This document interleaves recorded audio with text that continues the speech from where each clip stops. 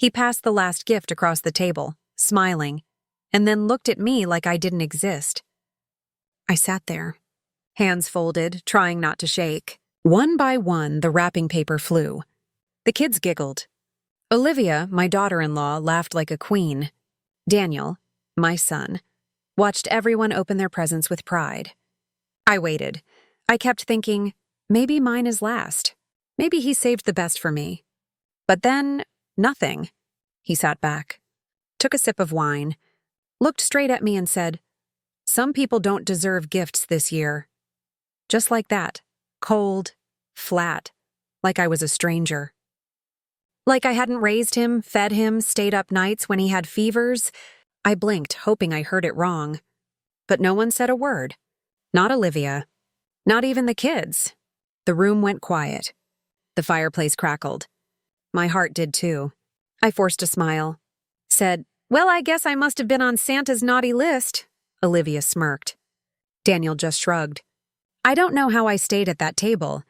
My food tasted like ash. But I nodded, laughed when I had to, even took photos of them all smiling. Because that's what mothers do, right? We show up, even when no one sees us. I had spent 3 weeks planning this dinner. Bought the roast on sale, baked the cookies from my late mother's recipe, cleaned every corner so the grandkids could roll around on the carpet. I even bought Olivia's favorite wine. She didn't say thank you. As they opened their fancy boxes, my hands felt so empty. Not because I wanted a gift, but because I suddenly realized I wasn't part of their world anymore. I had become invisible. You ever feel that? Like you gave someone everything, and then they act like you never mattered? Tell me below if you've ever felt like the outsider in your own family. And if this story grabs your heart so far, I'd love for you to subscribe. I've got more to share, and you won't want to miss what comes next. Because after dessert, after the dishes were cleared, after the last fake hug was given, I walked down the hallway to my room, and I opened a drawer Daniel didn't even remember existed. Inside was something he definitely forgot about. Something I never did. After that Christmas dinner, I sat in my room for hours. I couldn't sleep. I just stared at the old photo on my nightstand, me holding Daniel when he was 5, his little arms wrapped around my neck like I was his whole world. It's hard to believe that boy turned into the man who said I didn't deserve a gift. He used to follow me everywhere. Every time he fell, he'd cry, "Mom, kiss it better." And I did. Every single time. I remember his first Christmas after his father passed away. He was 16, quiet, lost. I stayed up all night knitting him a scarf because he said he was always cold. When he opened it, he hugged me so tight I couldn't breathe. He whispered, "You're all I've got, Mom." And I told him, "You'll always have me." Funny how people change when someone else whispers different things in their ear. When he met Olivia, I was so happy for him. She was pretty, sharp-tongued, and ambitious. I thought she'd bring out the best in him. But soon, I started to feel like I'd lost my son, piece by piece. The first time I noticed it was at his wedding. I stood in the back, holding the bouquet I made myself, and he never even looked for me in the crowd. After that, the phone calls became shorter. The visits stopped. And when he did visit, it was always because Olivia wanted something: money, furniture, or help with the kids. I gave everything. Because that's what mothers do, right? We give even when we're empty. There were little moments when I thought I saw my boy again. Like when he fixed my sink one weekend, or when he laughed at one of my old stories. But Olivia would always pull him back. "Daniel, we need to go," she'd say, cutting off whatever warmth had just started to grow. And he'd follow, every single time. I tried to talk to him once. Told him I missed him. Told him I just wanted us to be close again. He said, "Mom, you're being too emotional. We have our own life now." Those words still sting, as if love was a burden, as if I was some old furniture he'd outgrown. That night, after everyone left, I opened my dresser drawer and found the little box of keepsakes I'd saved, his baby teeth, the ribbon from his first school play, and the note he wrote me when he was 10. It said, "You're my favorite person." I sat there crying quietly, wishing I could go back to that boy who believed that. I needed to hear his voice, Just once more. So I unlocked my phone and scrolled through old messages. Most were from years ago, short, polite, distant. Then I found something I didn't remember, a voicemail I'd left him last fall. I pressed play. My voice was shaky, tired. "Hey, Daniel. I made your favorite pie for Thanksgiving. The kids can play in the yard. It'll be nice to have you home, please. Call me." I remember that day now. I waited all afternoon, table set for 4. The pie got cold. My heart did too. He never came. He never called back. As the voicemail ended, the silence in my house felt louder than ever. I sat there, phone in my hand, realizing something I'd been avoiding for years. I hadn't lost my son at Christmas. I'd lost him long before that. And maybe, just maybe, it was time to stop pretending I hadn't. Next, Marion discovers a secret hidden in the house deeds, a truth Daniel never knew. After I listened to that voicemail, something inside me went still. Not angry, not sad. Just quiet. I stood up, walked to the old chest under my bed, and unlocked it for the first time in years. Inside were papers, neatly folded, tied with a faded blue ribbon. Things my husband and I kept safe when we were building this life together. Back when Daniel was still a boy, I pulled out the property files. The house Daniel lives in, the big one across town? He thinks his father left it to him after he passed. But the truth? The deed is in my name. It always has been. When my husband and I bought that house, we decided to keep it under my name for tax reasons. Back then, we said we'd tell Daniel when he was older. But then my husband got sick. And in all that grief, I never told him. I didn't want him to feel like we didn't trust him. I wanted him to feel strong. Like a man. Like he'd inherited something. So I let him believe it was his. I even helped him pay for that fancy new kitchen Olivia wanted. They said it was temporary, just needed a little help until they got a bonus. I never saw the money again. They renovated the bathroom next. I chipped in.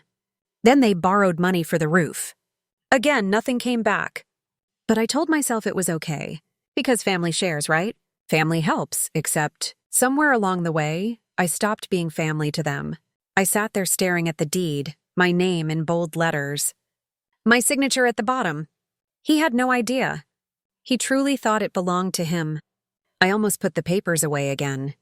I almost chose silence, but then something caught my eye. A letter, recent, folded neatly behind the files. It was from a law office. Daniel's name was on it. At first, I didn't understand. Then I read it again, slowly. He had contacted a lawyer. He was trying to file ownership paperwork. He wanted to secure his property rights and protect the home from external claims. External claims? I'm not an outsider. I'm his mother. I held that letter in my shaking hands, feeling like I'd been punched in the chest. He wasn't just ignoring me. He wasn't just ungrateful. He was preparing to erase me. He had no idea I still had the original documents. He didn't know the house never left my name. I looked around the room, at the walls I painted, the curtains I sewed, the photos I hung when Daniel was a baby. And I thought, if he wants to take what I built, maybe it's time he finds out what I still own. Marion replays the Christmas dinner with new eyes and realizes it wasn't a mistake. It was planned. That night I sat on the edge of my bed and replayed it all. The dinner, the looks, the words. But now I saw it differently. It wasn't forgetfulness. It wasn't a slip. It was a message. Daniel didn't forget to buy me a gift. He chose not to. And that hit harder than anything he said. I remember lighting the candles that day, hoping for a little warmth, a little peace. The roast came out perfect.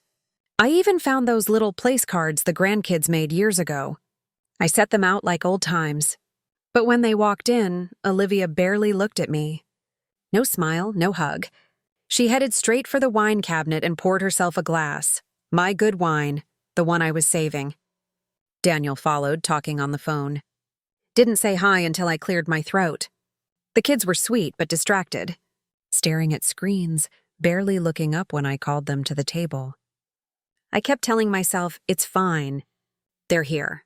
That's what matters. But the moment those gifts came out, everything changed. I watched them all unwrap shiny boxes. The girls got makeup sets and trendy jackets. The boy got a smartwatch. Olivia got earrings, real ones from a fancy brand. And then Daniel looked at me, smirked. Some people don't deserve gifts this year. He didn't flinch, like it was a joke he'd rehearsed. Olivia laughed. A quiet, cruel kind of laugh. That's when I knew. This wasn't last minute. It was planned. They wanted to make me feel small. They wanted me to feel less in my own home. And it worked. I sat there holding my cloth napkin, trying not to cry. Trying not to ruin Christmas. But inside, something cracked. Something that had been breaking slowly for years. All those calls they ignored. All the favors they needed. All the times I dropped everything, just to be forgotten. Suddenly it was clear. I wasn't a mother to them anymore. I was a tool. A bank account. A background decoration. When dinner ended, I washed the dishes alone. They left without saying thank you. I stood at the sink, staring at my wrinkled hands in the soapy water. Hands that once held my son when he was sick. Hands that once signed away savings to help him feel secure. And for what? So I could be dismissed like a waitress in my own house? I dried my hands, walked slowly down the hallway, and this time I wasn't looking for comfort. I was looking for clarity. I opened the small wooden box in the closet. Inside was my husband's notebook. Leather cover, a bit worn around the edges. He used to write in it every month. Family plans, money notes, thoughts he wanted me to read in case anything ever happened to him. He was smart like that. He knew people could change. I sat in my chair, open to the last page he ever wrote, and read the words I hadn't looked at in years. If Daniel ever turns from the boy you raised, protect what's yours. You own more than he knows. My breath caught.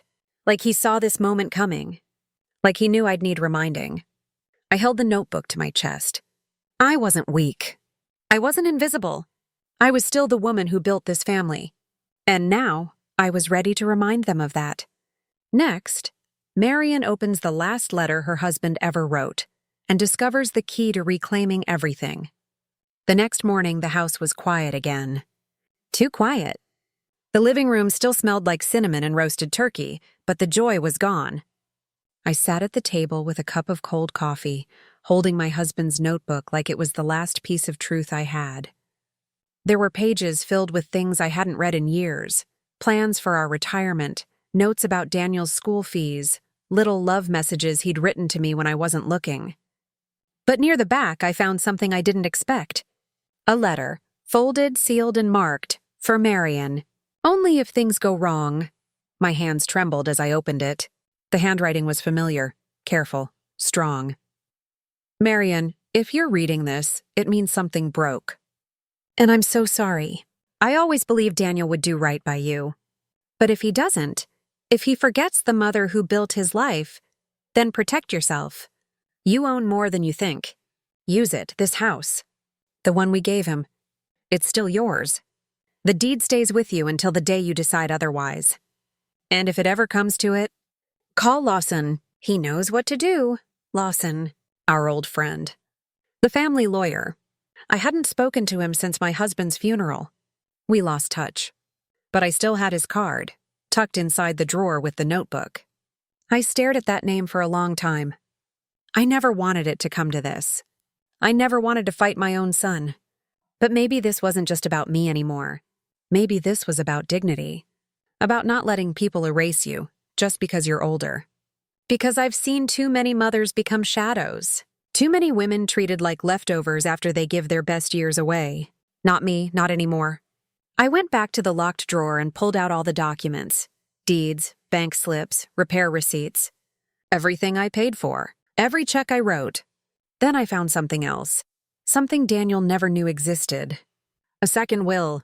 One my husband wrote during his final year, when he was already sick. The one we never filed. The one that left everything to me. And a portion to my goddaughter, Sarah, who always treated me with kindness.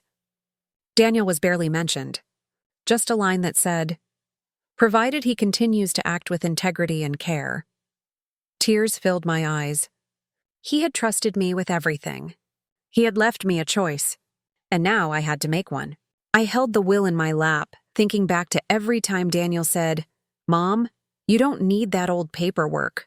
Or, you're just overthinking things. But I wasn't. I was finally seeing clearly. This wasn't about revenge. This was about remembering who I was, who I still am. I picked up the phone, my fingers shaking just a little, and dialed the number on the back of that old card.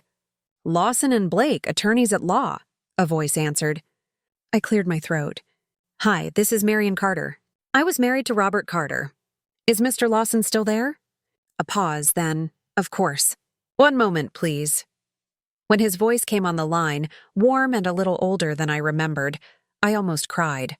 Marion, he said gently, it's been too long. It has, I whispered. But I need your help, I think. My son is trying to take something that isn't his. There was silence. Then he said, come in tomorrow morning. We'll go through everything together. I hung up, sat still. Then I looked around my home, my real home, and whispered to myself, let's see how much Daniel really remembers. Marion invites Daniel over and sets the perfect trap, one he walks right into. I didn't cry after that phone call with Lawson. I didn't shake. I didn't shout. I just felt calm, like I was finally waking up from a long, heavy dream. So I started planning. The first thing I did was send Daniel a message. Brunch on New Year's?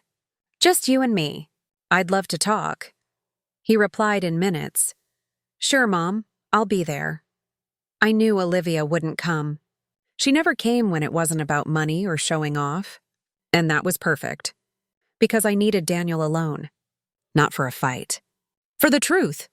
The morning of our brunch, I baked his favorite scones, set out orange juice, put a fresh cloth on the table. But I also did something else.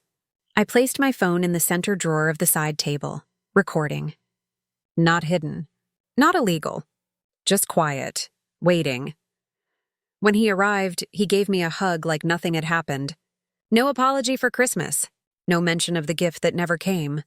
He sat down, took a bite, and said, So, what's going on? I smiled. I've been thinking of downsizing, I said softly. The house feels too big, and I'm not getting any younger. His eyes lit up. Really? That actually makes a lot of sense, he said. You've been here too long. You should rest more. Travel, maybe, I nodded. Would you help me sell it? He didn't even blink. Of course, I can handle everything. Then he pulled out his phone and began typing. I'll reach out to a friend who does paperwork. He can make the transfer easy. We'll get your name off it and handle the legal side. My name off it. He was already ready. Already had a plan. He thought I was stepping aside, just like that. I poured him more juice and asked, Would it be easier if I just gave it to you? He looked at me surprised, then smiled. Mom, that would mean the world to us. Olivia's been stressed about it for months. She wants stability for the kids. We could finally make the home fully ours. I nodded slowly. Let the words sit in the air. Then I said, Maybe you're right. It's time. His shoulders relaxed. He leaned back, confident. And that's when he said it. The sentence I'll never forget. It's not like you need all this now. You've had your turn. My turn? Like my life was a game and time had run out. I smiled again. I'll think about it and call you next week. He hugged me before he left, already texting Olivia. I caught a glimpse of his screen. She's going to hand it over. Told you she'd fold. I watched him walk down the steps I built with my own 2 hands. Drive off in the car I helped him buy. Then I walked straight to the side table, picked up my phone, stopped the recording, and emailed it to Lawson with the subject, He's ready, so am I. Next, Marion prepares a fake transfer while locking the real house into an untouchable trust. The week after New Year's, I called Daniel again. Come by next Saturday, I said. We'll sign everything. He didn't even try to hide the excitement. Great, Mom. Olivia and I will both come. We'll bring some wine. Wine. To celebrate taking something that was never theirs. But that's fine. Let them bring wine. I was bringing receipts. Before they arrived, I met with Lawson. We sat in his office and reviewed every single detail. He smiled as he looked through the paperwork. "You've kept everything." "I never threw away the truth," I said quietly. He helped me prepare 2 documents. One was a fake transfer agreement, legally meaningless but dressed up with stamps and signatures. The other? A real deed. Transfer that moved the house into a trust, fully in my control and protected forever. And that second one? Already filed, already official. By the time Daniel and Olivia showed up at my place, laughing and acting like they'd already won, I was ready. I had tea on the table, cookies in a tin, and the fake agreement placed neatly in a folder. They sat down, eager like kids on Christmas morning. Daniel opened the folder and said, "So this gives us full ownership, right?" I nodded. "It says what you want it to say." He didn't read it. Neither did Olivia. They just signed. Fast, sloppy, greedy. I signed too, slowly, watching them smile as if they'd pulled off some great trick. Afterward, they thanked me like I was some old neighbor handing over a lawnmower. Olivia even said, "We'll take good care of it once we repaint." Repaint? My walls? I just smiled. "You'll have plenty of time for that," I said. "But there's one more thing." I reached into my purse and pulled out an envelope. "Before you go," I said softly, "you'll want to read this." Olivia took it and opened it. Her smile dropped. "What is this?" she asked, her voice sharp. Daniel looked confused, then read over her shoulder. It was a formal legal notice, prepared and signed by Lawson. It said, in plain words, "This property is under the ownership of Marion Carter Trust. You are occupying it without legal claim. You have 30 days to vacate the premises." Daniel stood up fast. "Is this a joke?" "No," I said calmly. "You wanted me out of the picture. So I got out. Legally." "You said you were giving us the house," Olivia snapped. "I gave you paper," I said, "but not power." They both stared at me, stunned, and I looked at them the way they had looked at me that Christmas night, like they didn't matter. "You thought I'd just hand it all over," I said. "But the thing is, I still remember who I am." Daniel opened his mouth like he wanted to argue, but he didn't. Because deep down, he knew. He'd never even asked if I was okay. He only asked what I could give him. Now, he was getting nothing. Next, Daniel takes Marion to court, but she's already 10 steps ahead, with proof, plans, and power. Daniel didn't stay quiet for long. 3 days after I handed them the eviction letter, I got one of my own, delivered by a man in a stiff gray suit. Daniel was taking me to court. Said I tricked him into signing away his inheritance. That I was mentally unfit. That I was being manipulated. Funny how the truth always looks like a trick to people who build their lives on lies. I sat down with Lawson, and we went through everything. The real deed, the trust papers, the receipts from every payment I'd ever made, and the recording. Yes, that recording. The one where Daniel said, "It's not like you need all this now. You've had your turn." Lawson smiled when he heard that. "Let him try," he said. "We're not just defending, we're exposing." Court day came fast.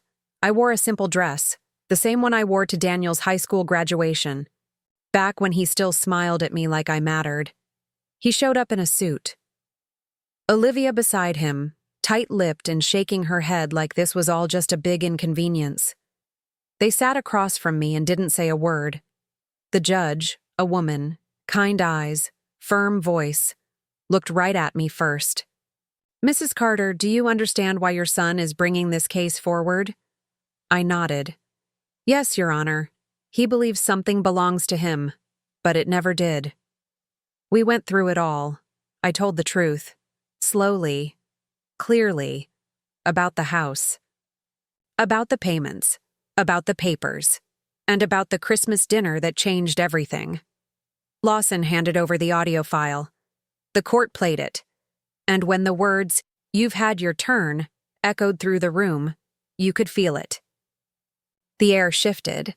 The truth landed like a brick. Daniel tried to speak, said he misunderstood. Olivia chimed in, tried to make it sound like I was confused or getting older. But the judge held up a hand. "I've heard enough," she said. "You don't speak to someone like that and then claim to have their best interests in mind." She looked at me. "Mrs. Carter, the house is legally yours. You had every right to place it in a trust. The evidence is clear." Then she turned to Daniel. "You, sir, have 30 days to vacate the property. After that, you'll be trespassing." Daniel's mouth dropped open. Olivia turned red. I didn't smile. I didn't cheer. But inside, I felt something I hadn't in years. Peace. After court, Daniel stormed past me in the hallway. He didn't say a word, just looked at me like I was the stranger. But I wasn't. I was still his mother, still the woman who raised him. I just wasn't his fool anymore. Next, Marion decorates her new, smaller home, finally free, finally seen, until a surprise knock brings back a piece of her heart. Christmas came around again. This time, there was no big roast, no fancy tablecloth, no wine I couldn't afford. Just me. A small tree I bought from the local market. A few candles. And silence. But it wasn't the heavy kind. Not like last year. This silence felt warm, clean, like something had been swept out of my soul. I had moved into a smaller place, just 2 rooms, simple and sweet. No stairs, no memories in every corner. It was mine, truly mine. I hung one ornament, a tiny wooden angel, the same one Daniel made when he was 5. I almost didn't take it with me when I moved, but something in my heart said, "Keep it." And I'm glad I did. I made myself tea, sat by the window, watched the snow fall. I wasn't waiting for anyone. No guests, no schedule, just peace. I thought about everything that had happened. The court, the lies, the letter from my husband, the silence that followed. Daniel hadn't called, Olivia disappeared, and yet, I didn't feel bitter. I felt honest. Like I finally stopped pretending that love could fix everything, especially when it's only coming from one side. I thought about my younger self, the woman who would have begged to be invited, who would have baked cookies just to feel included, who would have accepted scraps and called it love. She's gone now, and I don't miss her. Around noon, there was a knock at the door. I paused. No one knew I'd be home. I didn't tell anyone I was even celebrating.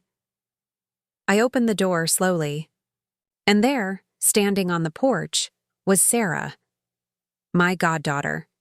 She smiled wide and held up a pie tin. "I didn't think anyone should spend Christmas alone," she said. I stepped back, surprised. "How did you know?" I called around. "You weren't answering, so I took a chance." She stepped inside, set the pie down, and pulled out a second surprise. 3 kids behind her. Daniel's children, my grandchildren. They looked nervous at first. Then the youngest one ran into my arms. "Grandma," she whispered, "we missed you." I held them tight. No words, just tears. Turns out Sarah had kept in touch with them. Quietly. She told them what really happened. Not the version Olivia gave. The truth. We spent the whole afternoon together, laughing, telling stories, eating pie that didn't quite set but tasted like home anyway. For once, I didn't feel like an afterthought. I felt like the heart of something again. After they left, I sat down to write in my journal. Just one line. Sometimes you have to lose the people who forget you, to find the ones who remember. And just as I closed the book, my phone buzzed. It was a message. From Daniel. 3 words. "Can we talk?" Next, Daniel returns, not for a fight, but for something else. Marion gives him one final gift. And it's not what he expects. I stared at those 3 words on my screen for a long time. "Can we talk?" A part of me wanted to delete it. Another part still remembered the little boy who used to slip notes under my pillow saying, I'm sorry, Mommy. So I replied, tomorrow, 2 p.m., if you're serious. He came on time, alone. No Olivia. No loud voice. No suit, just Daniel. My son, looking tired, looking older. He didn't hug me. Didn't even sit at first. He just stood in the doorway looking at the floor. I messed up, he said. I didn't say anything. I let the silence work. He sat down slowly. I was angry. About a lot of things. And I took it out on you. I listened to Olivia more than I listened to my own gut. I forgot who you were. Still, I said nothing. He looked up. You were always there, even when I didn't deserve it. Especially then. That word. Deserve. The same word he threw at me that Christmas. And now he was choking on it. I'm not asking for the house, he said. I miss my mom. I finally spoke. I'm still here, I said. But I've changed. He nodded. I can see that. I got up, walked to my drawer, and pulled out a small box. Not fancy, not wrapped in gold. Just simple. I placed it in front of him. What's this? He asked. A gift, I said. One you didn't open last Christmas. Or any year before that. Inside the box were copies of every check I'd written for him, every school form I signed, a photo of me holding him the day he was born, and a note, in my handwriting. You didn't lose my love, Daniel. You buried it. I'm just not going to dig it back up for you anymore. He read it in silence, eyes red, shoulders low. I'm sorry, Mom, he whispered. I nodded. I know. He stood to leave, then paused. Can we start over? I walked him to the door. Maybe one day, I said. But this time, you'll have to earn your seat at the table. He nodded again and walked away. No promises. No begging. Just the quiet steps of a man who finally realized what he'd thrown away. I sat down on my couch, let out a breath I didn't know I was holding, and smiled. Not because I hurt him, but because I finally chose me. And sometimes, that's the greatest gift of all. Have you ever had to let go of someone you loved deeply, just to protect your peace? Tell me in the comments. I'm listening.